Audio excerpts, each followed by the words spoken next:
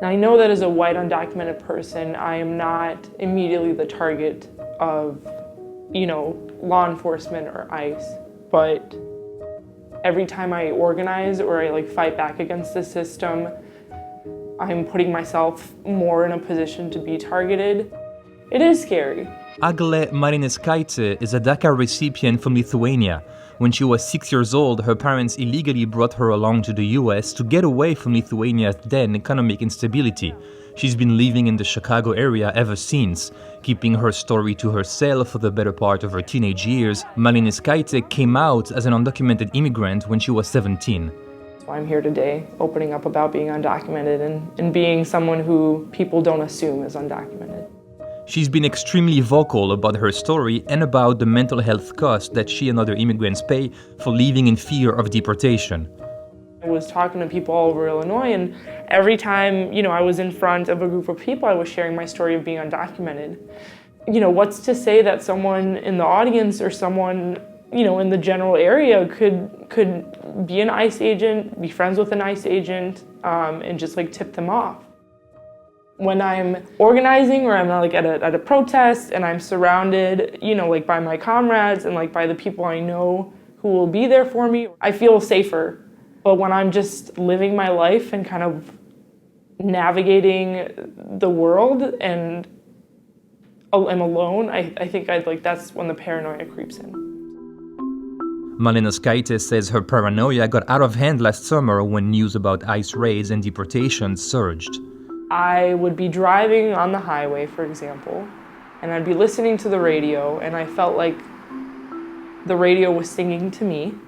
And when I looked on the billboards and just all around me, I thought I was getting messages that my life was in danger, that I was a danger to myself, maybe to other people. And it terrified me because I felt like I was being spoken to by some kind of force. Eventually, I was in a position to call an ambulance on myself. I had completely lost touch with reality. While I was at that ward, I was diagnosed with general anxiety disorder and then post-traumatic stress disorder. I could put a name to what I was experiencing. Since then, I've just been trying to be as honest with my experiences with people as possible because I know that mental health is so stigmatized. While harsh immigration policies are not the only factors behind the distress that Malinauskaite and many undocumented immigrants live with, they can make things worse. Many immigrants fled their countries of origin due to traumatic events, experienced trauma on their journey here, and then are resettled in communities with high rates of community violence and other sorts of traumatic experiences. So to layer on socio-political rhetoric is just yet another level of trauma for them. People need to know that policies are affecting people. That when we talk about travel bans, when we talk about building a wall, and when we talk about deporting segments of our population, we're talking about our neighbors, our coworkers, our friends, and our family. If people can start to experience this on a more personal level, there's more hope for change.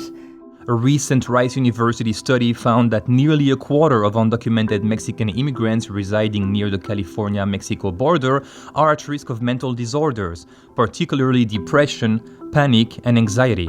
These numbers are considerably higher than those of the general US population.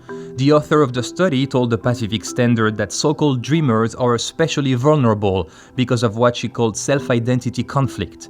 She said they understand that regardless of having an education and mastering the language and almost being like their US-born counterparts, they are not. So they continue to be not second-class citizens, but third-class citizens. At some point, there is no hope for them. We need to make sure that people know that it's not out of the ordinary to be experiencing distress in this climate, that people are not alone. There are many people experiencing this type of distress, and that there is help out there. They don't have to continue to feel like they need to shoulder that burden on their own. All immigrants are welcome here, no hate! And then simple things like letting people know that you are aware that this can be a stressful time and that you're a safe person that they could talk to, and being there to listen, labeling their emotions, validating their emotions, and being careful not to dismiss their experience because their fears are real.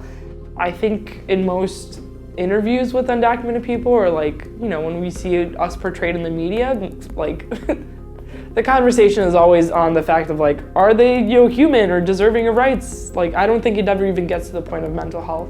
And so I think this is why it's important to talk about this issue. I think it just further shows people that like, I am not my citizenship status. I am a complete, fully formed human with different experiences and different facets of myself, and that includes mental health.